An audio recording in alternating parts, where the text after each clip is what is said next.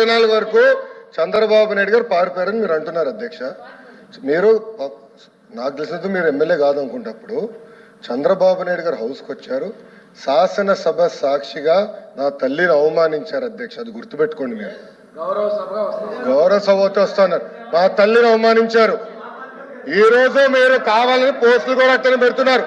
మా తల్లిని అవమానించారు. ఆ రోజు మీకు గుర్తురాదా? ఎన్ని ఎక్కడ అవమానించలేదు సార్, ఎక్కడ అవమానించలేదు. మీరు ఎట్లా మాట్లాడతారో. మీరు ఉన్నారా హౌస్ లో? మీరు ఉన్నారా హౌస్ లో? మీరు ఉన్నారా హౌస్ లో? ఆ రోజు కూర్చోండి. మా తల్లిని అవమానించారు. అక్కడ ఉన్నారా హౌస్ లో? షర్మిల గారిని అవమానిస్తారు, విజయలక్ష్మి గారిని అవమానిస్తారు, మా తల్లిని అవమానిస్తారా? ఏం గుర్తురాదా మీకు? అదే ఒక్క నిమిషం నేను కూడా మాట్లాడచ్చు. గుర్తుపెట్టుకోండి. ఒక్క నిమిషం నేను కూడా మాట్లాడండి. ఏనాడు మేము మాట్లాడలేదు. కూర్చోండి. ఏనాడు జగన్మోహన్ రెడ్డి గారి కుటుంబం గురించి మేము ఏనాడు మాట్లాడాల? నేను ఏనాడు మాట్లాడాల? మా సభ్యులు ఏనాడు మాట్లాడాల? కూర్చోండి. శాసనసభ సాక్షిగా మా తల్లిని అవమానిస్తే కూర్చోమంటారా? కూర్చోమంటారా?